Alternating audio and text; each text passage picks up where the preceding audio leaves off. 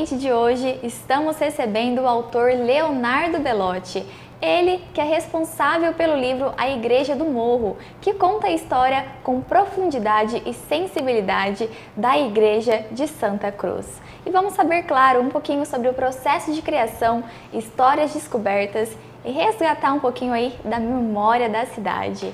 Leonardo, seja muito bem-vindo. Eu agradeço o convite. Bom, para iniciar, além de autor, você é advogado também. Sim, sou advogado de formação. Eu formei em Goiás, na Unifeg, no Centro Universitário da Fundação Educacional Goiás, já há 5 anos. E advogo há mais ou menos 1 ano. E como que foi esse processo aí da escrita na sua vida? Eu sempre gostei muito de literatura. Minha mãe trabalhou na Biblioteca Municipal por algum tempo aqui em Mococa. E ela sempre levava livros para a gente ler em casa, eu via ela lendo e eu também, acabei pegando o gosto, não é? E foi muito bom para essa formação inicial, para ler muito ajuda muito o escritor, eu acho que é essencial. Então, sempre via minha mãe lendo, eu acabei pegando o gosto. E hoje, aos poucos, estou constituindo a minha biblioteca e de tanto ler, né, de tanto estudar sobre um tema que gosto muito, que é a história a nível regional, né, é uma preferência que eu tenho justamente por causa de quase 10 anos que eu faço parte do Instituto Histórico e Cultural de Erceburgo. Eu consegui compilar várias informações sobre Mococa e mais especificamente sobre a Igreja de Santa Cruz, que fez 70 anos de sua inauguração no último dia 21 de abril. Entendi. Então você trabalha um pouco ali na advocacia, Sim. Também na escrita, porque não só livros você escreve. Não apenas livros. Eu sou colunista do jornal Cidade News, já faz acho que quase 2 anos que eu tenho uma coluna. E também tenho um blog que eu ponho meus textos nas mais diversas áreas, sobretudo de história, sociologia, mesmo algumas questões jurídicas, né? E também nas minhas redes sociais, também costumo fazer publicações dos meus textos. Você trouxe aqui pra gente a Igreja do Morro. O exemplar. Né? Conta pra gente como que foi esse processo, Leonardo, para você escrever essa história. Bom, a ideia inicial surgiu por conta de uma fotografia que eu publiquei nas redes sociais, uma foto da Igreja de Santa Cruz, e pus assim, uma legenda muito pequena, não tinha muitas informações ali naquele momento, e o pessoal começou a gostar muito, né, comentar, enfim, reagir bastante àquela fotografia. E uma pessoa em específico foi, eu acho que quem começou, quem deu esse pontapé na minha curiosidade para pesquisar mais sobre a Igreja de Santa Cruz, que foi o Miguel de Luna Filho. Ele me mandou mensagem no particular, falando que gostou muito de ver a fotografia e me disse: o meu pai foi o projetista, mas ninguém sabe disso. Poucas pessoas sabem disso. E isso me aguçou a curiosidade, porque eu pensei, o que mais a gente não sabe da Igreja de Santa Cruz? Então fui até o Padre Toninho, perguntei se ele teria interesse de um projeto, de um levantamento histórico sobre a igreja. Ele disse que sim, que já era até uma coisa que ele gostaria de ter feito antes, né? E aí eu comecei, foi assim, a origem de tudo foi essa. E é a sua primeira obra? É o primeiro livro meu como autor. Eu, ano passado, junto com o Instituto Bruno Jorge, que é encabeçado pelo professor Didô, nós fizemos o lançamento do livro A Mococa, de sua fundação em 1900. É um livro que foi escrito pelo Humberto de Queiroz, que foi um farmacêutico que viveu em Mococa, e foi a primeira pessoa a escrever um trabalho sobre a história de Mococa. Ele escreveu uma monografia muito boa que conta da fundação até o ano de 1900. Que é perto do período que ele morou aqui. Ele vai embora, acho que em 1902, se eu não estou enganado. Então, eu fiz o prefácio desse livro e alguns textos do apêndice, né, para complementar a obra.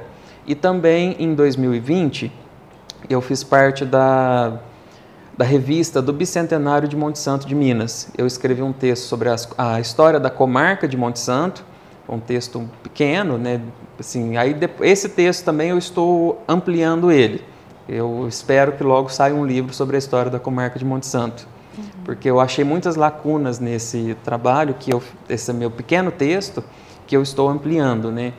Então, meu mesmo, eu como autor é este daqui, os demais eu sou um colaborador. E todos requer muita pesquisa, né? Com certeza. E como que foi o processo? Porque assim, a gente imagina que deve ter muito trabalho resgatar tudo, porque são muitas histórias, né? São muitas histórias, exatamente. E não apenas a história do prédio. Quando a gente trata da história da igreja, por exemplo, de Santa Cruz, nós estamos tratando de uma comunidade. E dentro dessa comunidade existiam pessoas que tiveram alguma atuação ali, que tiveram algum, não vou dizer destaque, mas tiveram alguma participação ali que a gente precisou rememorar isso. Então, por exemplo, quando eu falei com o Padre Toninho, eu acreditava que eu já tinha informações meio que quase que suficientes para dar por concluída a minha pesquisa. Eu vim à Casa de Cultura, consultei o acervo do jornal, a então secretária Cida Cília autorizou o acesso, a Luzia e a Adriana também, que são funcionárias, e dali eu comecei a pesquisar no ano de 1950, que até então era o ano que as pessoas falavam que a igreja foi construída. Eu esquadrinhei o ano de 1950 e não achei nada. Falei, isso não está certo. Olhei 51, 52, 53, comecei a desesperar. Falei, gente, que ano foi? Até que em 1954 eu comecei a achar as matérias sobre a reconstrução da igreja. Era uma antiga capela, a capela era de 1891, que ela foi autorizada a ser construída. Ela foi demolida depois, né? Em 1954 ela foi demolida para dar lugar à igreja de Santa Cruz. Então a gente precisou consultar muitas informações, consultar muitos jornais, muitos livros para conseguir chegar a esse trabalho, né?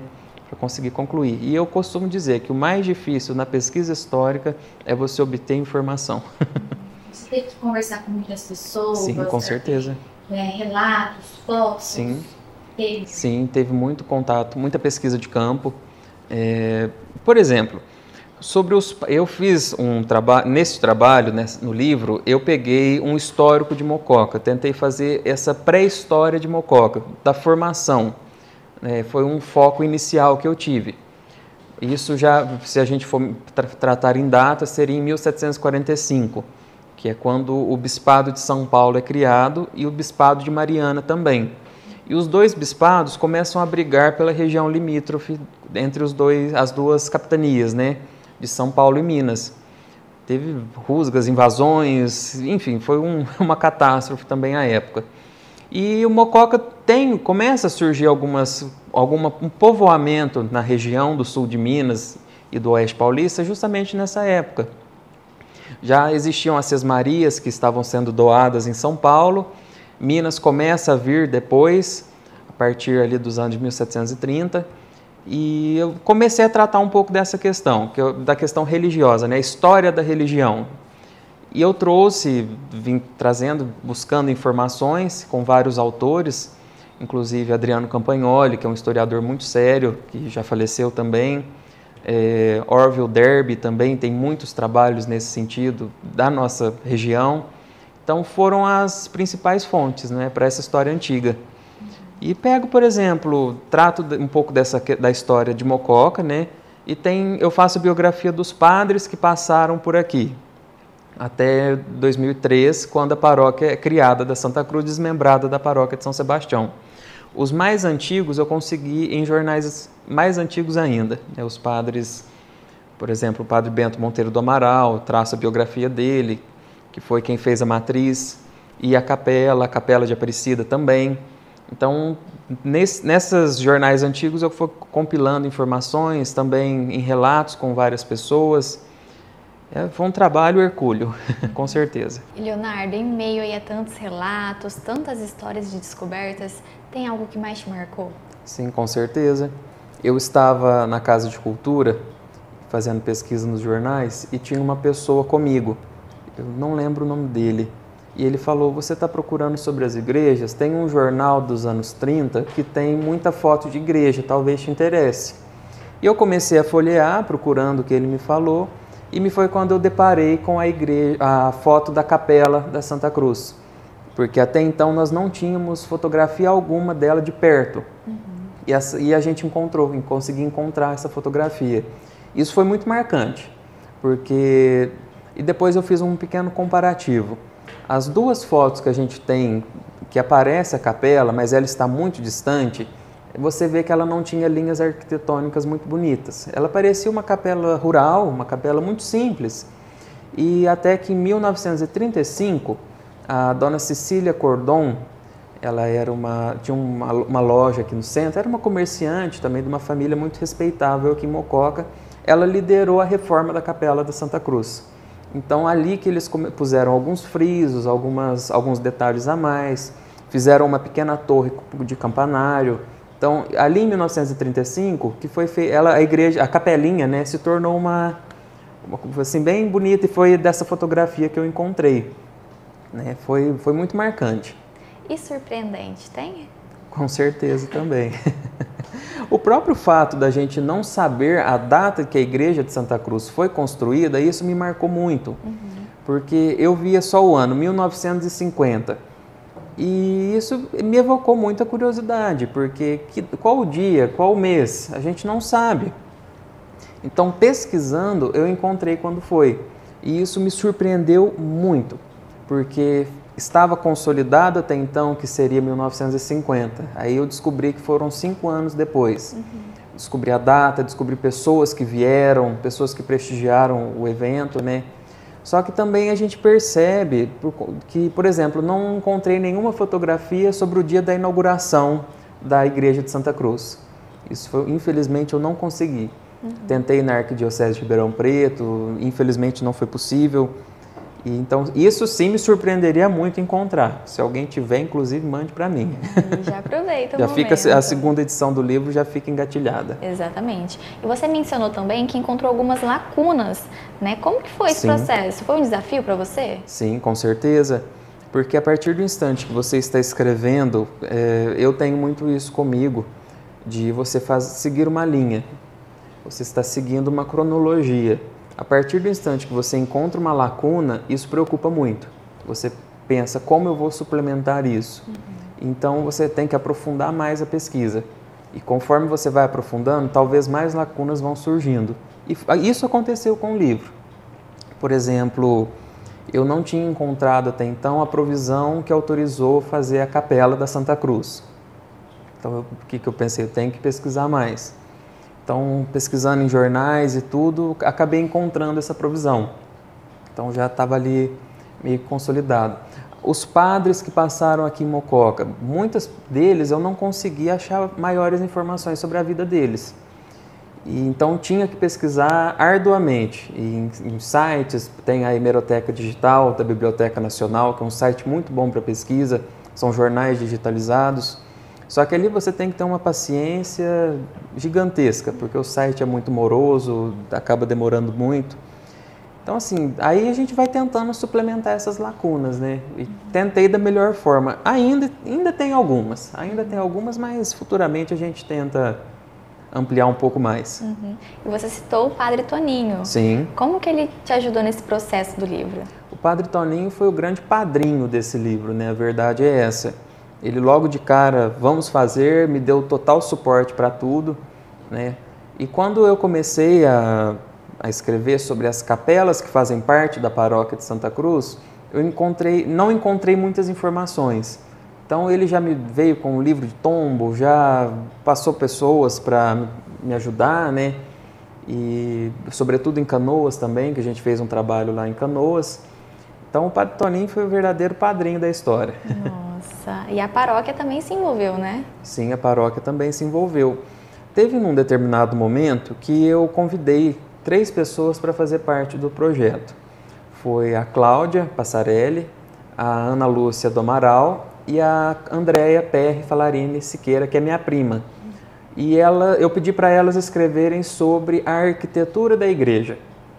Assim, a Andréia é professora de História, a Cláudia de Geografia, a Ana de Artes. Eu achei que casou perfeitamente. E fizeram um texto muito legal sobre a arquitetura da igreja, que é o estilo colonial, né, que é o barroco.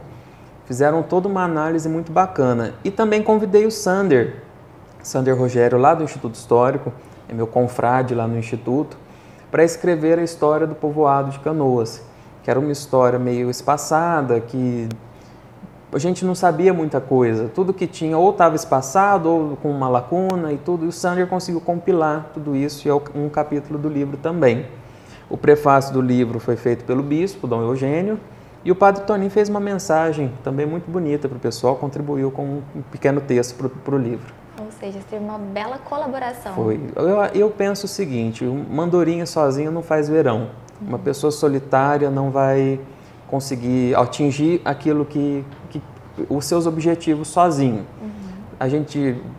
Aristóteles falava que o ser humano é um animal político, né? Então a política, se a gente pensar uma ação coletiva, então a gente precisa dos outros para estar atingindo certos objetivos. Então foi isso, eu convidei essas pessoas porque eu sabia que iriam somar muito e de fato somaram.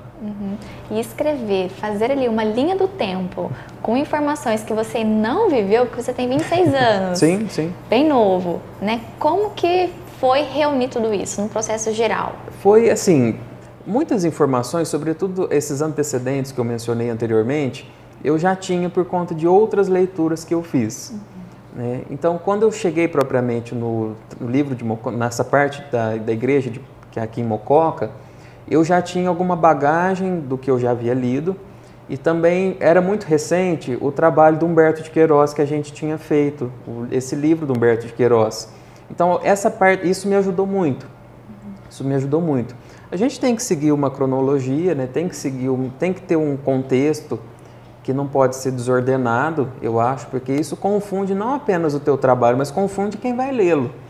Então não adianta nada eu escrever um texto que poucas pessoas vão entender, poucas pessoas vão se identificar ali, né? Então seguir essa cronologia é muito importante. E tentei da melhor forma possível. E a história, né, fala muito sobre a Mocoquinha. A Mocoquinha. Por quê? Então, eu já até escrevi sobre isso antes do livro, porque o que ficou consignado na história de Mococa é que em 1844, o capitão-mor Custódio José Dias teria vindo em viagem e chegado até ali no Morro da Mocoquinha, e ele teria olhado para baixo e falado, olhem aí aquelas mocoquinhas, que mocoquinhas seriam casas pequenas, casas de pequeno esteio, que eram as pequenas casas que existiam aqui na região central, né? E esse nome pegou. Só que tem uma grande lacuna nessa história, porque o Capitão Mor, ele falece em 1843, no ano anterior. Então ele não teria como ter proferido essa história em 1844. Então já surge ali uma dúvida, né? Enfim, né? Então essa formação, essas coisas é muito interessante a gente pesquisar e você ter toda essa bagagem, né? Bom, e agora você se prepara para lançar um novo livro. O segundo livro. Eu acredito que deve ser muito especial para você, que é Muito sobre mais. a sua tia, né? Sim, exatamente. Esse livro foi uma surpresa para todo mundo, porque foi um projeto secreto.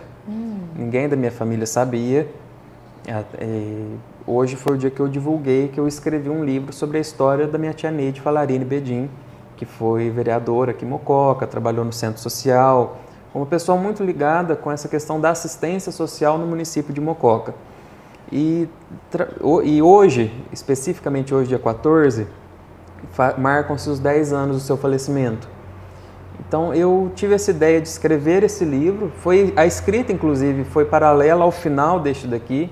Eu comecei quando eu estava terminando a Igreja do Morro e acho que o resultado está ficando bem bacana. Já está em fase de revisão, logo a gente já vai para a publicação. E realmente é um trabalho muito especial para mim. Como que é escrever sobre alguém da sua família? É difícil, é fácil e difícil ao mesmo tempo, né? É fácil porque eu já conheço a história. É fácil porque eu já tenho documentos o suficiente para escrever a história de vida dela. Só que é difícil ao mesmo tempo por conta do sentimento, né? Eu tento ser isento de sentimentos na escrita, porque eu acho que o leitor ele merece ter essa isenção da pessoa que pesquisa, da pessoa que escreve. Ele merece essa isenção para ele chegar às suas conclusões. Então eu tentei ao máximo possível não ser sentimental na minha escrita, mas como eu já até escrevi isso na apresentação do livro, a maior aliada nesse trabalho com certeza é a saudade. Tem alguma lembrança sua com a dona Neide que te influenciou ali a escrever?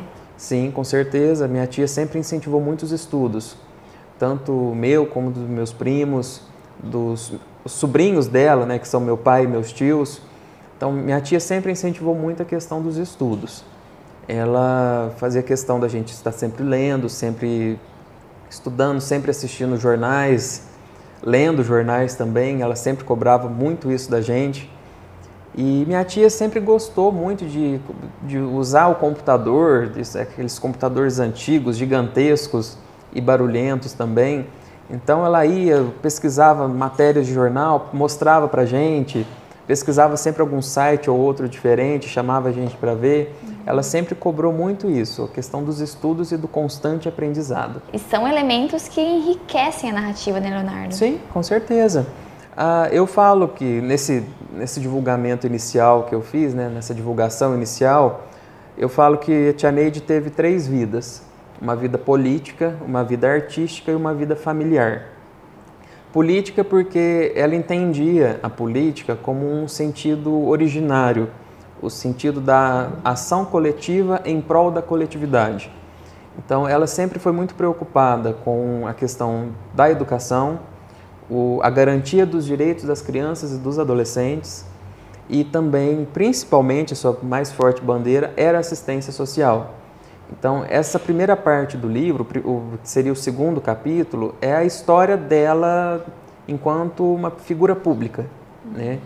O 3º capítulo, ele é uma galeria de obras de arte dela. Ela foi aluna da Fátima Roque, que foi uma artista aqui de Mococa, e tem vários. E ela nunca vendeu nenhum quadro, ela sempre pintava, emoldurava e entregava para alguém, dava de presente. Várias pessoas, amigos e familiares possuem muitos quadros dela, né?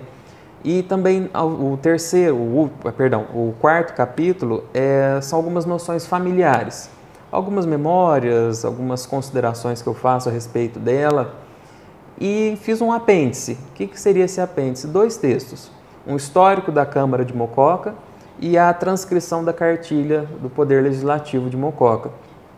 Quando minha tia foi vereadora, foi presidente da Câmara, que sentou naquela mesa ali atrás, ela fez uma resolução de autoria dela, criou a cartilha do Poder Legislativo e suas atribuições, que ela visava mostrar naquela cartilha quais eram as funções do Poder Legislativo, a história do Poder Legislativo de Mococa e uma galeria dos presidentes, dos símbolos municipais.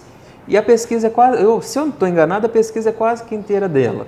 Eu tenho em casa alguns manuscritos desse trabalho que eu escrevi à mão, foi muito bacana. Então eu fiz a transcrição dessa cartilha para complementar, que, salvo engano, é o único trabalho que a tia Neide chegou a publicar. Aproveitando que você citou aí a presidência, conta pra gente um pouquinho dessa trajetória dela como presidente da Câmara. Minha tia foi eleita vereadora pela primeira vez na sua primeira eleição em 1989, para o mandato de 1989 a 1992, se eu não estou enganado. E ela foi a 2ª mulher na Câmara, enquanto vereadora. A primeira foi a Marília Pereira Lima, né? E logo de cara, minha tia já se lançou essas questões, essas bandeiras que ela defendia. Educação, direitos da criança e do adolescente, assistência social. E depois que ela saiu, né, o mandato encerrou, ela tentou novamente e não conseguiu. Só que ela foi para o Departamento de Promoção Social da Prefeitura, que ela já fazia um trabalho ali, e também no Centro Social Católico, né? Então ela esteve sempre ali presente e depois, nas eleições de 2000, ela foi eleita de novo. Tendo essa reeleição, ela apoiou a Solange Dias para a presidência da Câmara. A Solange foi eleita e depois foi a vez da Solange apoiá-la. Então, durante esse mandato, né, eu acho que quase que exclusivamente na história da Câmara, mulheres ocuparam a Câmara por 4 anos. Né? Eu acho isso uma legislatura, né? Eu acho isso muito interessante. A Solange e depois a tia Neide. Hoje temos uma galeria em homenagem a ela, né? Sim, bem lembrado, bem lembrado. Tem no livro? Tem no livro? Tem no livro. O lançamento, como é que fala? A resolução que o Paulo Michelin apresentou, né? Tá tudo isso no livro. Teve algo que você aprendeu aí ao revisitar a história da Neide? Com certeza. Eu acho que rememorar essa história dela me fez aguçar um pouco mais essa questão do social. Porque era uma bandeira que ela defendia, era uma bandeira que ela ensinou a gente da família a defender, e não apenas a gente, né? Eu acho que ela ensinou isso, de uma forma ou de outra, a Mococa, né? A sempre ajudar quem está ali em situação de vulnerabilidade. Eu acho que esse é o principal ponto. E também a questão da política, né? Entender a noção dela de política, como eu mencionei anteriormente, que você não espera nada em troca, você faz porque é um dever enquanto cidadão, enquanto parte de um cidadão no Estado democrático de direito. Isso é muito importante. E eu consegui fazer algumas considerações a respeito disso, que é provável que ainda vão para o livro. E como que é para você eternizar essas histórias em um livro? Isso é muito, como eu disse no começo, né? É fácil e difícil, né? É fácil porque eu já conheço muito da trajetória dela, desde que ela faleceu há 10 anos. Eu sempre tento resgatar a história dela e também é muito difícil por conta da emoção, né? Por conta justamente da falta que ela nos faz. Né? Não apenas a família, acredito que também várias pessoas, os amigos, sentem muita saudade dela, né? E é interessante que foi justamente um texto que eu escrevi sobre ela que me fez entrar no Cidade News, no jornal Cidade News. Eu havia escrito, publicado nas minhas redes sociais, e meu tio Renato, que era assinante, falou assim, oferece para o João publicar. E eu entrei em contato com ele falou, vamos publicar e fica o convite para você virar colunista. Que legal! Então, isso já faz 2 anos. E existem novos projetos? Existem novos projetos. Existem novos, velhos projetos, na realidade. Como eu mencionei antes, esse da história da comarca de Monte Santo é um projeto que está parado já há algum tempo. Eu comecei ele em 2020 e então já faz 5 anos que eu estou trabalhando nele, né? E sempre acho informações novas, só que ainda está caminhando a passos lentos. Tem um outro que eu estou desenvolvendo também, que é a história da comarca de Mococa. Também estou trabalhando nesse. E tem um outro que eu quero fazer um trabalho. Quando eu estava na faculdade, eu fazia parte da iniciação científica. A gente tinha que fazer uma monografia e entregar para a faculdade. E eu escrevi um texto, uma monografia, chamado A Balança Celeste, a Justiça na Divina Comédia. Então, eu estou ampliando esse trabalho, com um pouco mais de texto, e enfim. Então, esse também já é um projeto futuro. Como você vê a importância, Leonardo, de eternizar essas histórias da cidade? Isso é muito importante. A gente se perder, a gente perde a nossa própria história, a própria essência do mocoquense. Por exemplo, o que Humberto de Queiroz fez em 1900, né, esse livro dele, se ele não tivesse feito, todas aquelas histórias passadas teriam se perdido. Porque ele conviveu com vários figurões do passado. Então, até pessoas que estavam ali no começo de Mococa, ele conviveu. E essas pessoas deram depoimentos e tudo. A gente tem documentos, por exemplo, aqui na Câmara. Então, não se perderia 100%. Mas eu acho que as informações que ele colocou ali no livro, talvez a gente não tivesse aqui na Câmara. Então, nas atas, enfim. Então, a gente tem sempre que estar resgatando a história para ela não ser esquecida. Muita gente gosta que a história seja perdida, mas eu sou daqueles, me somo àqueles que são contrários a essa ideia.